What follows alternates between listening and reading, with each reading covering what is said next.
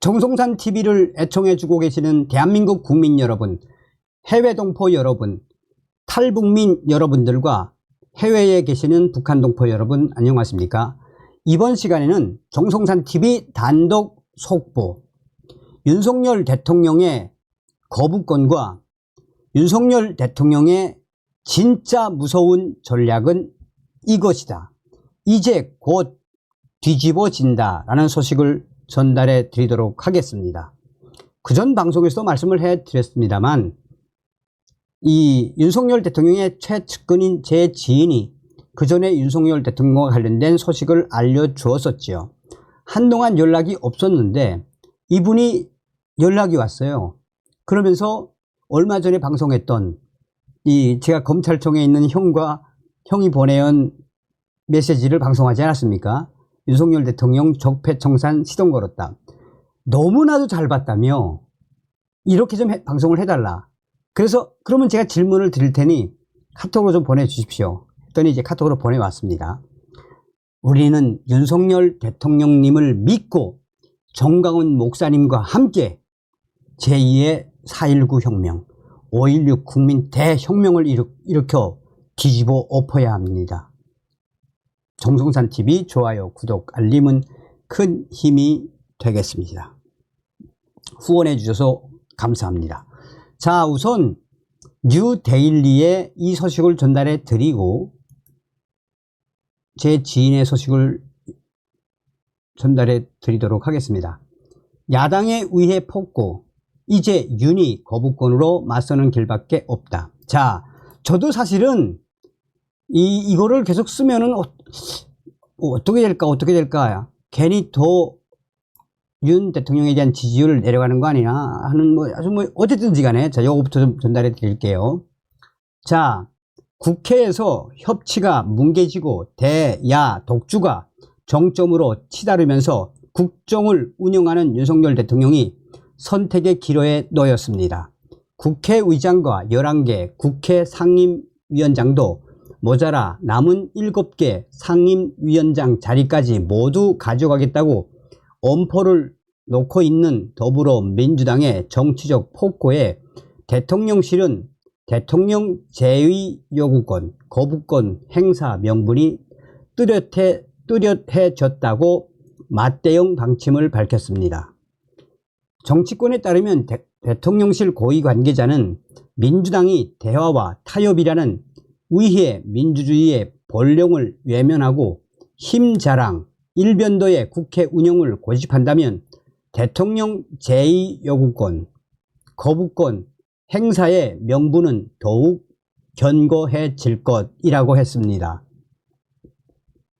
이는 야권의 일방적인 상임위원장 선출에 대한 입장으로 해석되고 있습니다.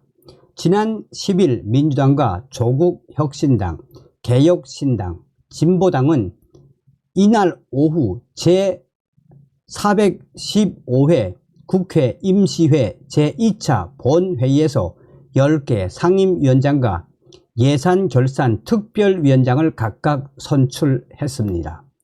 여당인 국민의힘 소속 위원 108명이 모두 불참한 가운데 진행된 투표 결과 11명의 상임위원장 모두 민주당이 가져갔습니다. 야당이 국회의장과 법사위원장, 운영위원장을 모두 차지한 것은 헌정사상 처음 있는 일입니다. 국민의힘은 오랜 국회 운영의 전통을 깬 야권에 분노하며 모든 국회 일정을 보이콧하고 있습니다. 이와 관련해 추경호 국민의힘 원내대표는 지난 13일 국회에서 열린 의회 정치 정상복구위원총회에서 민주당의 일방 독주로 엉터리 법안들이 본회의를 통과한다면 집권 여당으로서 책임감을 갖고 대통령에게 제의 요구권 행사를 강하게 요구할 수밖에 없다라고 말했습니다. 국회는 다수당인 제1당이 국회의장을 맡을 경우 제2당이 법사위원장을 맡는 관례를 지켜왔습니다.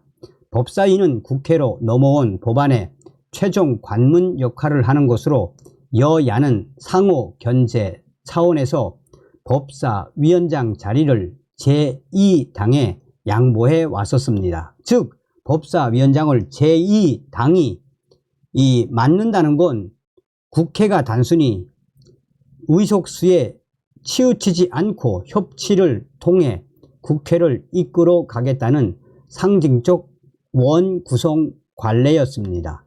이에 대해 대통령실 고위 관계자는 과거 김대중 전 대통령이 평민당 총재 시절 주도해 여야가 대화와 타협으로 확립한 소중한 국회 운영의 전통이라고 설명했습니다.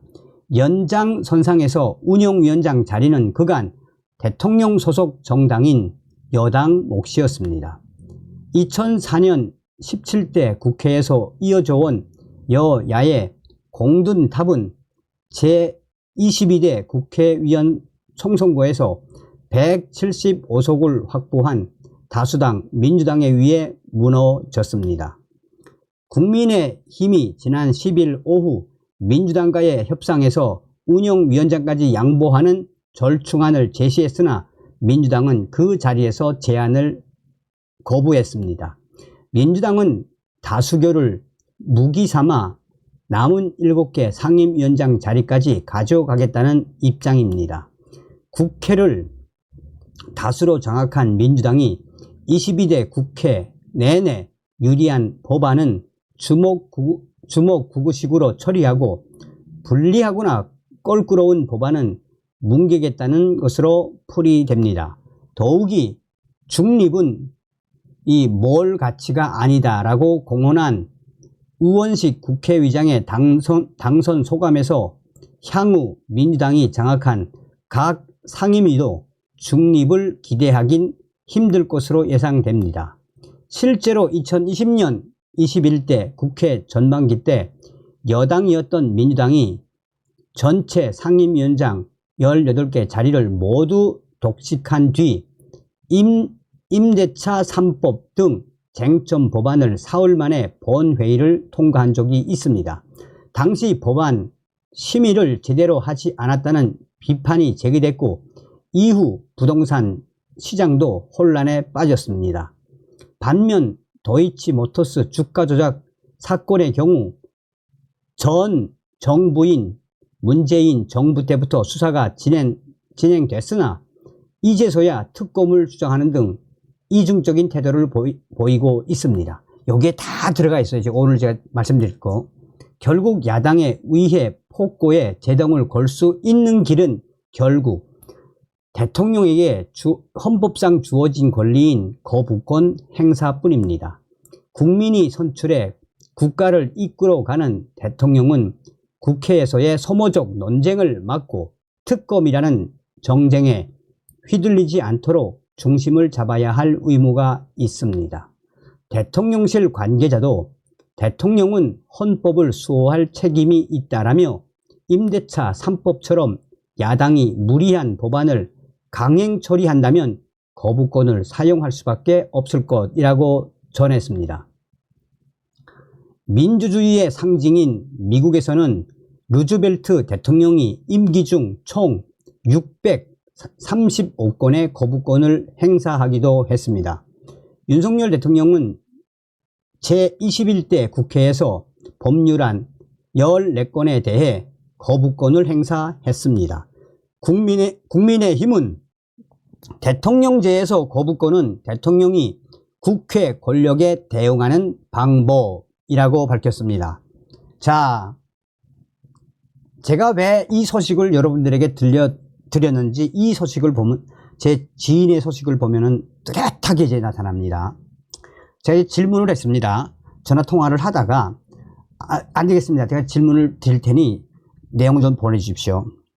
자, 땡땡 형님, 지금 현재 윤석열 대통령이 쓸 수 있는 카드는 거부권, 제2요구권밖에 없지 않습니까? 또한 지금 정강훈 목사님께서는 윤석열 대통령 부정선거에 붙자만 꺼내도 바로 탄핵에 돌입할 수 있다라고 이야기했습니다. 그런데 제가 알기로는 윤석열 대통령의 고유 권한, 헌법에 명시된 고유 권한은 제2요구권, 거부권 외에도 비상대권이 있는 걸로 알고 있습니다. 이에 땡땡 형님, 윤석열 대통령께서 어떤 생각을 가지고 계시는지, 제가 방송을 해도 되는지에 대한 그 여부는 형님께서 판단하셔서 답을 주시기 바라겠습니다. 라고 왔습니다. 자, 정성상 감독 수고 많아요. 얼마 전에 검찰 핵심 관계자와 했던 윤석열 대통령 지금 적폐청산 시동 걸었다. 잘 보았어요. 우선 정성상 감독, 윤석열 대통령 끝까지 믿어주셔서 고마워요. 자, 하나하나 말씀드릴게요. 윤석열 대통령의 가장 무서운 전략은 이것입니다. 공개해도 됩니다. 뭐냐?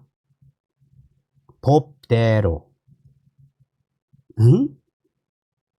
단순하죠? 이 안에는 무서운 윤석열 대통령의 전략과 기질이 들어 있습니다.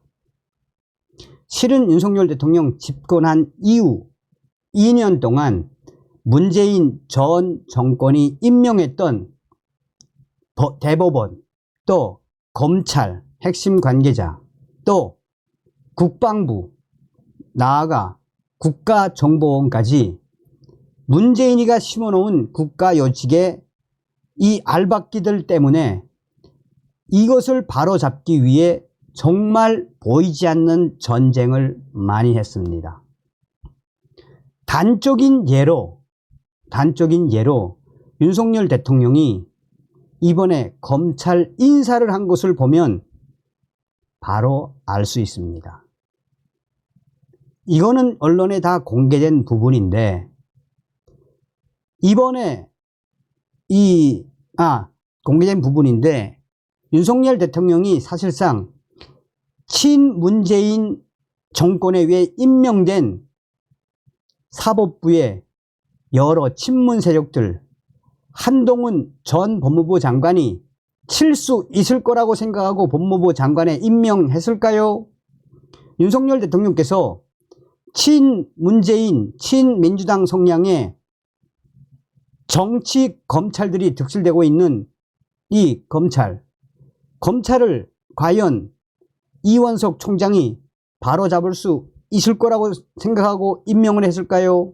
절대 아닙니다. 우선 윤석열 대통령은 시간을 가지고 내치를 해야 한다라는 기준으로 무엇을 했다?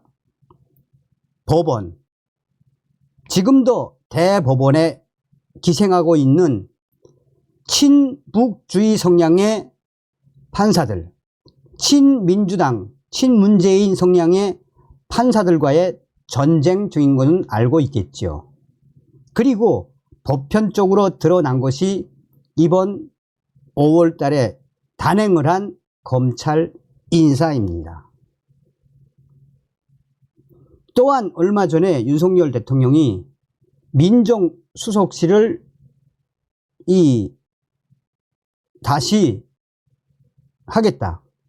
그래서 누가 임명이 됐죠?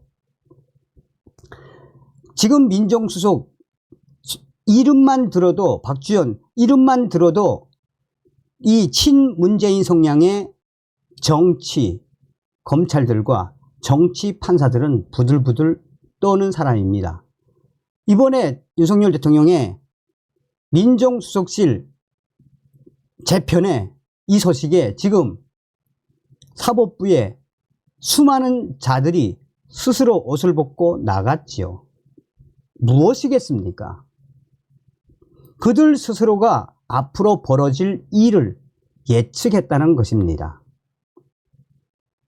또한 이번 검찰 인사에서 확연하게 드러나는 것은 2년 동안 문재인 정권에 의해 승진했던 고검장급 인사, 싹 칼로 친 겁니다. 이건 윤석열 대통령이 칼로 친 겁니다. 적폐청산을 검찰부터 해야 된다라고 칼로 친 건 분명합니다. 자, 그런데 칼로 쳤는데 잘린 자들, 친문재인, 친민주당 성향의 정치검찰들 잘렸는데도 항명을 하나요? 못하죠. 왜? 합법적으로 그럴듯하게 인사를 한 것이니까요. 이게 윤석열 스타일입니다. 자, 좀 더 깊게 들어가 볼까요? 표면적으로 검찰은 이제 친윤이라고 하기보다는 법과 정의에 또 이원석 때문에 부글부글 거렸던 진짜 칼잡이들, 검사다운 검사들이 이제 싹 다 세팅을 끝냈고 2주에서 3주 동안 인계 인수뿐만 아니라 칼도 잘 갈았습니다. 언론에 나온 것만 설명을 할게요. 이번에 신진우 부장판사 이화영 9년 6개월 때렸죠. 원래는 1년 전에 신진우 부장판사는 다른 곳으로 가게 되어 있었습니다. 그런데 누가 붙잡았을까요? 누가? 여기 나왔는데 누구라고는 말 못하겠어요. 이것 또한 전략입니다. 신진우 부장판사를 남아있게 한 것도 전략이며, 또한 신진우 부장판사 이번에 이재명 재판 또 주임 판사가 됐지요. 이것 또한 전략입니다. 이것 또한. 그리고 점점점 던지는 떡밥들이 있죠. 무엇입니까? 그동안 4년간 무려 3번에서 4번의 지검장이 바뀌어간 것이 바로 문재인과 관련된 사건의 전주지검장이었습니다. 그러나 작년도 9월부터 이창수 전주지검장이 임명된 이후 불도저처럼 탱크처럼 달려왔습니다. 유일합니다. 문재인 수사는. 김창수 전주지검장 서울중앙지검장에 임명됐지요. 그리고 며칠 전에 검찰이 뭐 발표했습니까? 바로 문재인 문다혜와 관련한 핵심 금액 2억 원, 2억 원이라고 밝힌 건 처음입니다. 처음.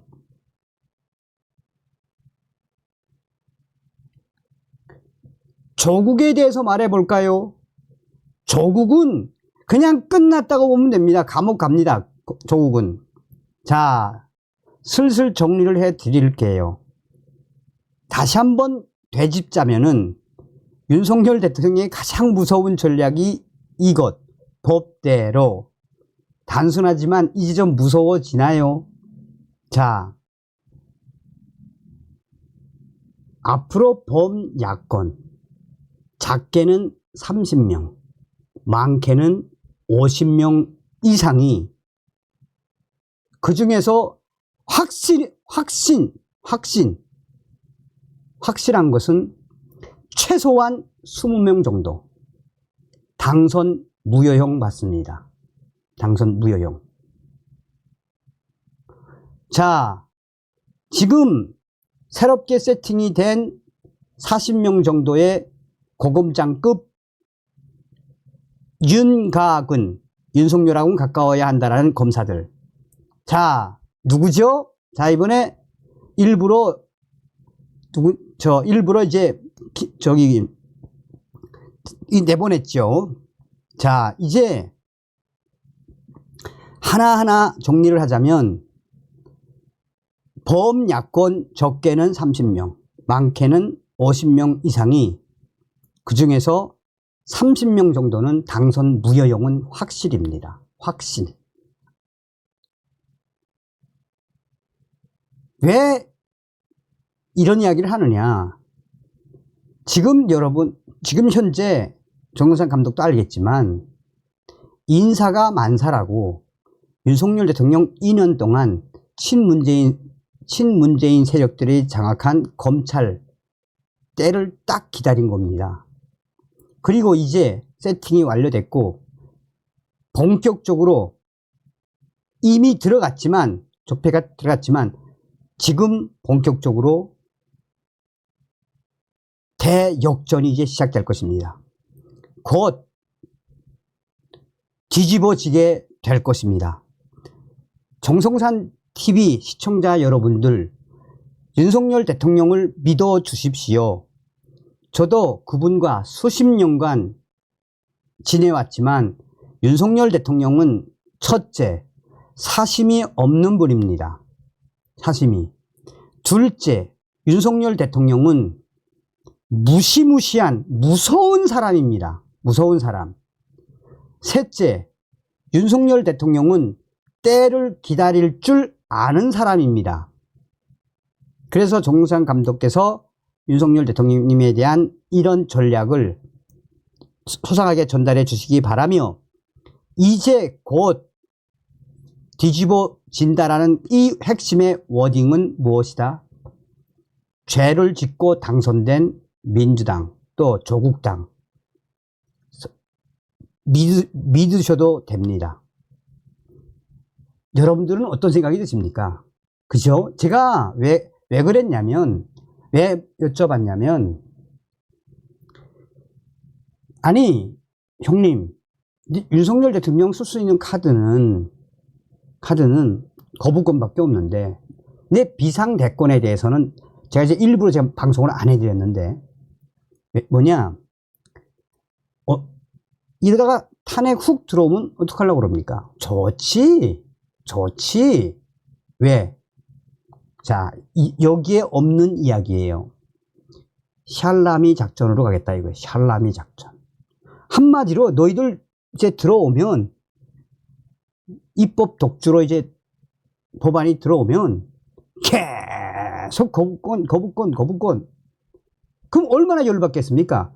그 열받는 상황에서 검찰은 이제 돈 봉투, 그 다음에 이번에 그 사기, 갭 투기 얼마나 많습니까? 범죄자들이.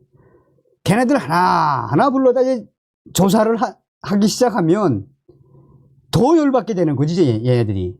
그러면 우리 국민들 누구 판단을 존경하겠습니까? 그리고 이제 딱딱 형이 이제 확정되고 당선 무효용 받게 되면, 그리고 그 안에 국민혁명이 일어나거나, 그때 대통령이 쓸 수 있는 카드가 많다라고 합니다. 끝까지 믿읍시다. 끝까지 믿읍시다.